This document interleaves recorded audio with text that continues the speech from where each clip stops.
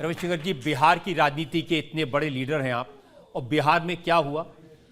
आपने कहा था कि नीतीश कुमार के लिए हमारे दरवाजे बंद हैं, लेकिन दरवाजा बंद किया, चिटकनी लगाना भूल गए, आ गए नीतीश जी।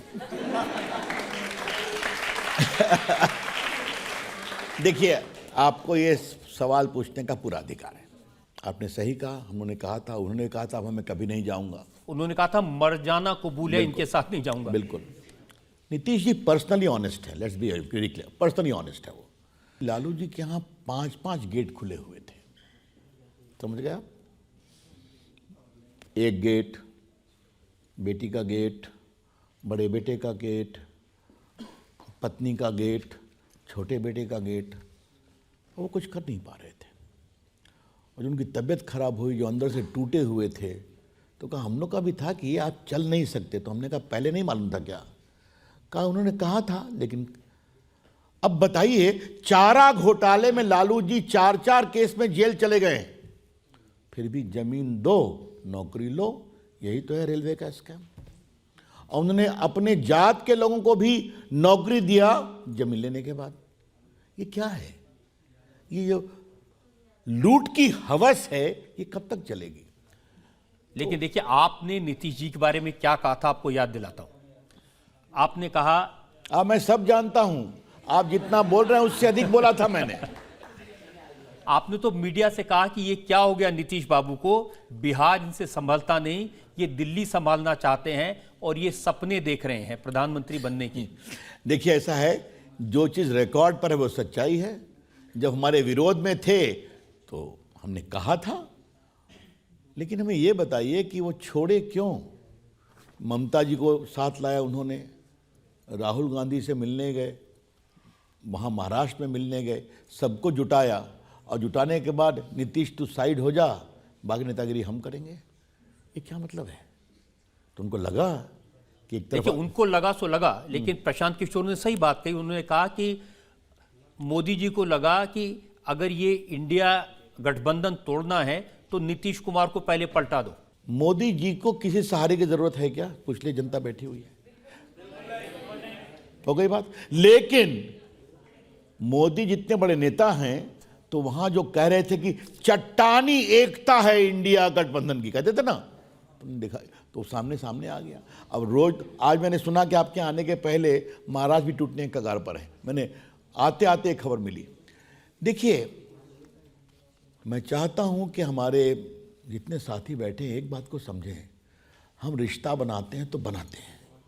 अगर 14 में मोदी जी को बहुमत मिला, फिर भी उन्होंने अपने एलाइज को मंत्री बनाया।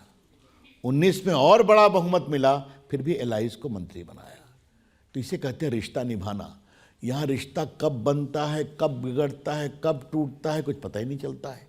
और ये लोग चले हैं देश को। तेजस्वी यादव कह रहे हैं कि इस बार तो चाचा बताए ही नहीं, बगैर बताए चुपचाप पलटी मार गए, बता तो देते।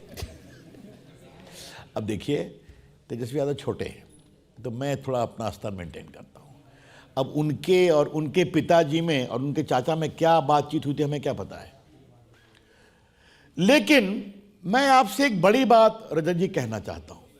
अब ये तोड़ जोड़ मरोड़ की पॉलिटिक्स खत्म हो रही है, अब परफॉर्मेंस की पॉलिटिक्स आ रही है। अब देश की जनता एक्सपेक्ट करती है, जिस नीति पर चले हो उस पर चलो। नीति, नियत और नेता। अच्छी सरकार बनाओ, अच्छा करोगे आशीर्वाद देंगे, नहीं करोगे बाहर करेंगे। ये ज्यादा जोड़ तोड़ मत करो। अच्छी बात है ना, देश में होना चाहिए। आप कह रहे हैं कि आप तेजस्वी की बातों के कुछ नहीं कहते, वो छोटे हैं, लेकिन उनके खिलाफ केसेस करने में तो पीछे नहीं रहते। अब आप मुझे प्रोवोक क्यों कर रहे हैं? उनकी उम्र कितनी है, कितनी प्रॉपर्टी है उनके पास, जरा एक बार दिखा दीजिए, सब चार्जशीट में है। ये कहां से आई भाई? अरे वो कह रहे हैं कि जब हमारे दाढ़ी नहीं आई थी तब हमारे पास प्रॉपर्टी आ गई। ऐसा कैसे हो सकता है? मैं भी देश का एक छोटा मोटा वकील हूं मेरे साथियों। इतनी प्रॉपर्टी क्या हम तो सोच भी नहीं सकते। ये कहां से आ गई भाई? तो देखिए, आपके कारण यानी मीडिया के कारण और जनता के कारण आज सच्चाई छुप नहीं सकती बनावट के वसूलों से। लेकिन तेजस्वी का एक आर्गुमेंट तो ठीक है कि जब उनकी सरकार थी वो लोगों को नौकरियां दे रहे थे और आपने उनके घर में ईडी सीबीआई भेज दिया, काम अटका दिया। कितना दे रहे थे नौकरी, ये बहुत बड़ी बात हुई है। चलिए हम लोग कुछ जवाब देंगे चुनाव के बीच में, समझ गए ना। आज digital India, make in India, startup India, आज भारत में एप्पल बन रहा है, भारत में सैमसंग बन रहा है, 1 लाख करोड़ का मोबाइल बाहर में एक्सपोर्ट हो रहा है। तो ये काम हो सकता है। डिजिटल इंडिया में अब देखा किस तरह पूरे कोरोना में आप वर्क फ्रॉम होम आपने देखा था ना, आपने स्टडी घर से किया था ना, कोर्ट की सुनवाई घर से हुई थी ना। तो हम काम कर सकते हैं तो करना चाहिए, आप भी करिए। लेकिन सवाल है कि खाली आप गाली देंगे, आलोचना करेंगे, ऐसे कैसे चलेगा? नहीं, वो लोगों से पूछते हैं कि अगर बीमार पड़ोगे तो क्या राम मंदिर जाओगे? बिल्कुल आपने बहुत सही कहा। राम मंदिर नहीं जाओगे, राम का नाम लोगे, लेकिन आयुष्मान भारत है 5 लाख रुपए का, जनऔषधि केंद्र है, आपकी दवा सस्ती हुई है, भारत में मेड इन इंडिया आपके वैक्सीन है जो आज लोगों को फ्री लगी। आज मैं इन लोगों से एक सवाल पूछता हूं, आपको वैक्सीन लगी थी ना? आपको कहां खबर आई थी कि आपको पहला डोज कब लगेगा, कहां लगेगा? कुछ याद है आप लोगों को? मोबाइल पे आया था ना।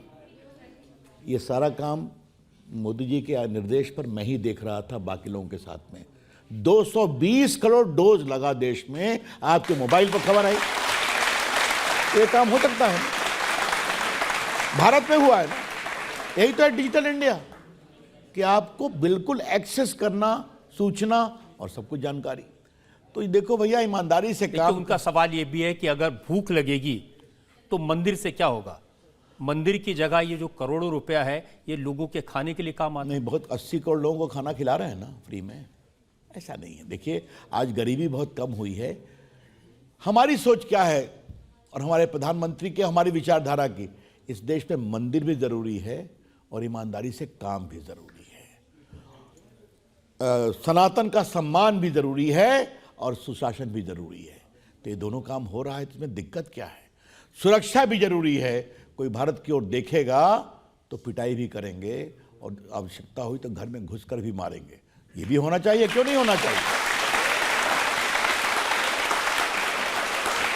मोदी जी तो बिहार के बारे में बार बार कहते हैं कि यहाँ परिवारवाद की राजनीति ने खराब कर दिया बिहार को। अब आप देख लीजिए, लालू जी हैं, सजायाफ्ता हैं तो लड़ नहीं सकते, पत्नी मुख्यमंत्री हैं, एमएलसी रही हैं, बेटा 2 बार डिप्टी चीफ मिनिस्टर हैं, दूसरे बेटे मिनिस्टर हैं, एक बेटी राज्यसभा में एमपी है, 2 बार लोकसभा आ रही, तीसरी बार लड़ रही मीसा भारती। अब दूसरी बेटी आ रही है कि भाई हम भी क्यों पीछे, लड़ लो भाई। मेरा सवाल रजत बाबू ये है कि लालू जी के साथ यादव लोगों ने बहुत वोट दिया, कोई गरीब यादव विधायक उनका मुख्यमंत्री क्यों नहीं बन सकता, डिप्टी सीएम क्यों नहीं बन सकता? तो नहीं बनेगा। देश ने मोदी जी के काम को देखा है। नरेंद्र मोदी की अगुवाई में भारत कहां से कहां पहुंच गया, यह देश ने देखा है। दुनिया की 5वीं इकोनॉमी हो गया, यह देश ने देखा है। भ्रष्टाचार नहीं होता है, यह देश ने देखा है। और स्थायी सरकार होती है, तो इसका फायदा क्या होता है, ये भी देश देखा है। एक कांग्रेस के बड़े नेता ने मुझे कहा कि अब ये बन गए प्रधानमंत्री, 10 साल रह गए, अब तो थोड़ा आराम कर लें। 12 साल मुख्यमंत्री, 10 साल प्रधानमंत्री, एक दिन छुट्टी नहीं। एक दिन का मतलब एक दिन छुट्टी नहीं। अभी जो उस दिन गए थे श्री राम की प्रतिष्ठा में, तो जो मुख्य थे उन्होंने कहा कि इनको कहा हमने 3 दिन आप व्रत रखिए। उन्होंने 11 दिन खाई नारियल का पानी पिया और लगभग 11 दिन नीचे खाली वो कंबल पर सोए। और पूरे देश में सब जगह गए, बहुत कठिन श्रम था। तो उनसे पूछा आप कुछ खा लीजिए, कहा नहीं, थोड़ा मुझे आप चरणामृत, उसी के बाद मैं तोड़ूंगा। अब ये है तो है, फिर काम करते हैं, घूमते हैं, अपने भी खटते हैं, हम लोग खटाते हैं। आपको बताऊं रजत जी, भगवान उनको स्वस्थ रखे, मैंने आज तक उनको जमाए लेते नहीं देखा है। आप देखते हैं टीवी पर दिखाते हैं, आप भी यहाँ घूम रहे हैं, वहाँ घूम रहे हैं, विदेश कर रहे हैं, देश कर रहे हैं। तो जो व्यक्ति 4-5 साल केदारनाथ में गुफा में साधना करे और जो इतना करे, तो कुछ तो है ना उनके अंदर। तो हमें गर्व है कि नरेंद्र मोदी ऐसे महान नेता, महान साधक, योग्य नेता देश के प्रधानमंत्री हैं और वो देश भी गर्व करता है।